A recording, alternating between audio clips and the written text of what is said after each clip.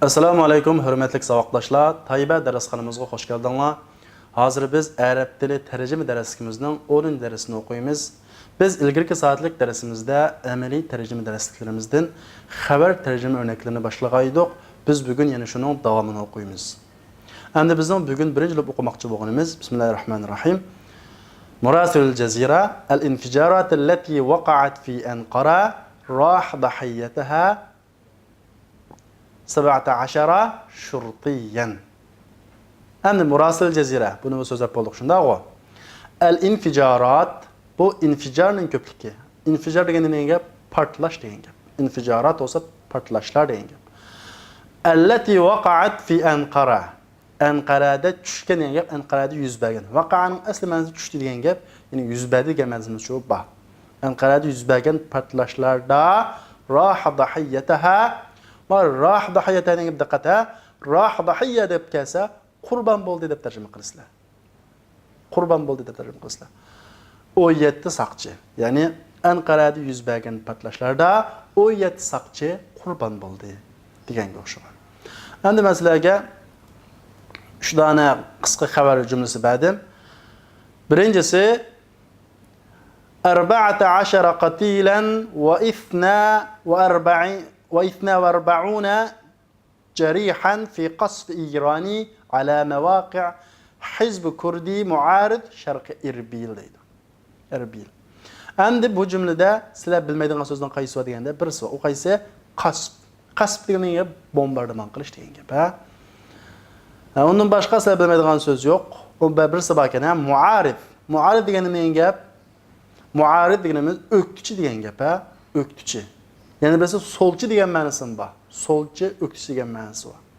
İkincisi qatla ve cerha fi inficar mechul masdar وسط مدينة إعزاز شمال سوريا deydi.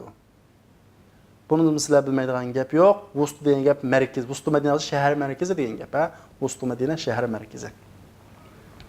عشرات الجرحى في غارات للنظام السوري على بلدة الزبدين بريف دمشق.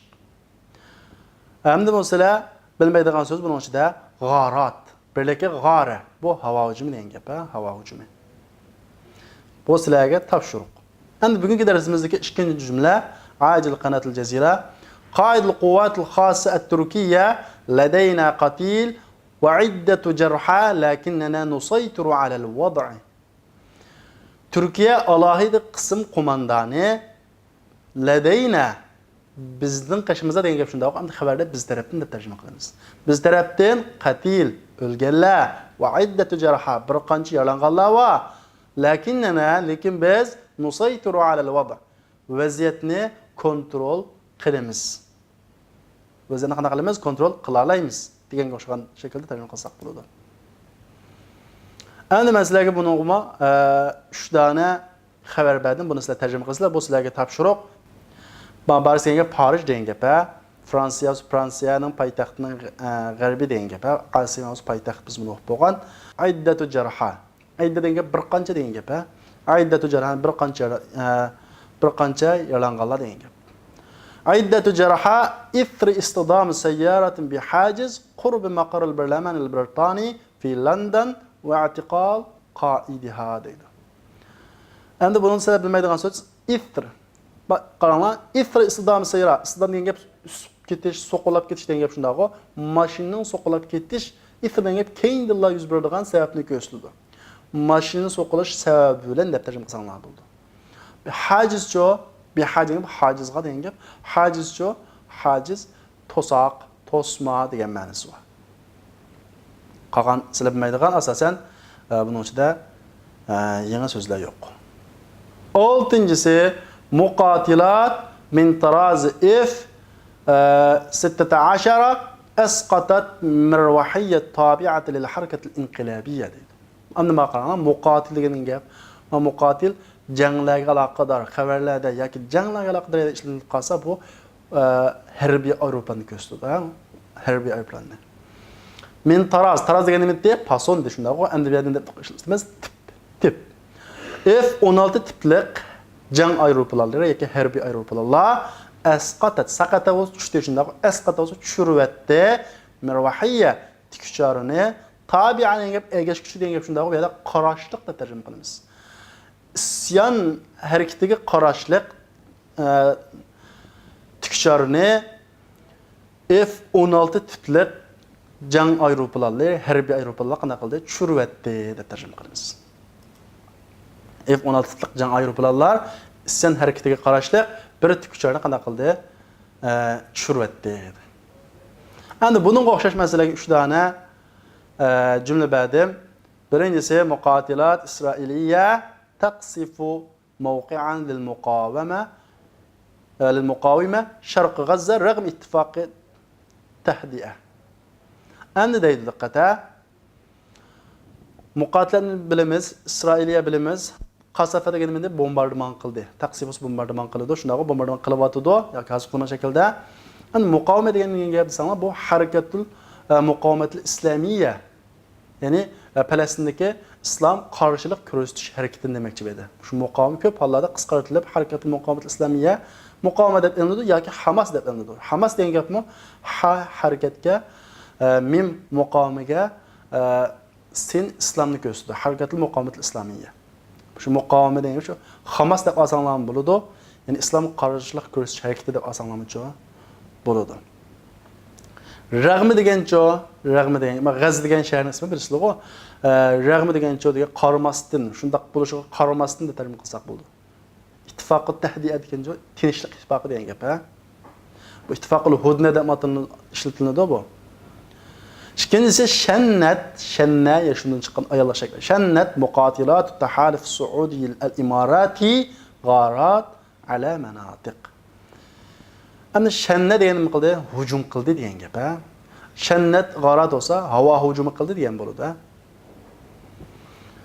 Uchinchisi quwwatul ihtilal taqsifu nuqtatur rast tabi'a lil muqawamat al falastiniyya sharq madinati G'azza. Endi deydi, ihtilal degan gap ishg'olchi qo'shin degan gap, quwwatul ihtilal olsa, ishg'olchi qo'shin degan gap. Nuqtatur rastcho deymiz, kuzatish o'rni. Egiz ma potench qilib kuzatgan yavag'o acha nuqta turast bo'ldi. Tabiatcho qarashliq. Qolganini sizlar bilasizlar. Buni o'lchamlik tarjima qilib baqman.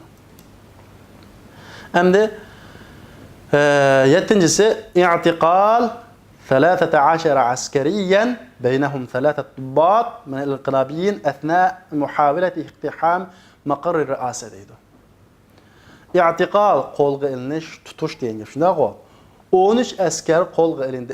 I'tiqal degan gap asli nima desanglar bu masdar shunday-ku.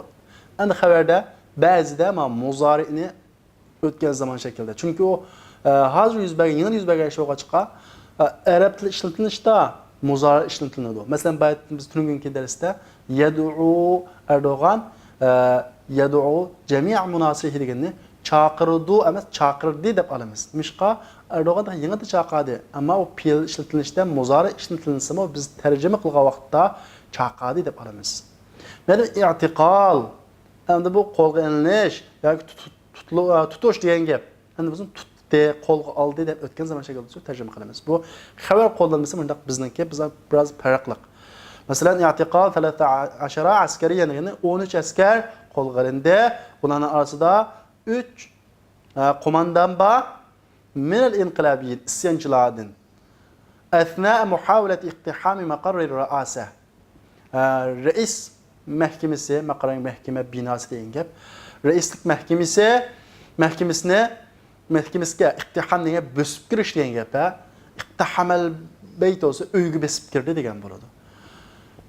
Reislik binasıga besip kirishga urinayotgan arliqda muhavara degan urinish athna arliqda urinayotgan arliqda isyanchilardan bo'lgan isyanchilardan 3 qo'mondan orasida bo'lgan 13 askar qana qilindi, qo'lga ilindi. Endi buni texnik o'lchamlik deb nima degan bo'ldi? Isyanchilardan 3 harbiy qo'mondanni o'z ichiga olgan 13 askar Zongtong mahkamasi yoki raislik mahkamasiga besib kirishga urinish jarayonida qo'lga ilindi. İqtiham nima? Besib kirish athna jarayoni arliqi. Qo'lga ilindi, i'tiqal bu maslar, lekin biz shunda qo'lga ilindi deb o'tgan zaman shaklda tarjima qilamiz. Chunki bu xabarda qo'lga olganlar aniq bo'lmag'achqa Endi bunun o'xshash 3 tane xabar berildi. Birincisi intihari faccara nefsehu athna muhavilatihi iqtiham al-kanisa bil İskenderiye. Kanisa degan gap Chirkov degan gap. İskenderiye shahrining ismi. Muhavilani biz deb bo'ldik. Athna'ni deb bo'ldik. Intihari. Fajjara infijarning ki asli fiili. Fajjara patlatdi degan gap. İntihari degan gap odam bomba. İntihar o'zini o'ldiradi degan gap. Intihari olsa odam bomba degan bo'ladi. İkincisi el-amnul misri, el-amniga bexatarlik idorasi degan gap. Misr bexatarlik idorasi degan gap. Yaqtulu thalathata min rafid al-inqilab ba'da iqtiham manzilihim fi Asyut. Asyut degan shaharning ismi. Bunun ichida sizlar bilmaydigan so'z yo'q. Uchinchisi Vazirud daxiliyat Turki tamma al-qada' ala al-muhawilat al-inqilabiyya. Hamda Turkiya ichki ishlar ministri mundaq dedi degan gap qo'shib kelganligi. Va tammal qada degan insonlar bit qilindi, kontrol qilindi, yo'qotdi degan ma'nosi va buni o'zinglar maslashib tarjima qilsanglar bo'ladi. Unda bo'lsa vaqtdoshlar, bugungi darsimiz mushu yerda oxirlashdi. Kelarki soatlik darsimizni ko'rishaylik. Assalomu alaykum. لو قد ذقت من حلواه طعما لا آثرت التعلم واجتهدت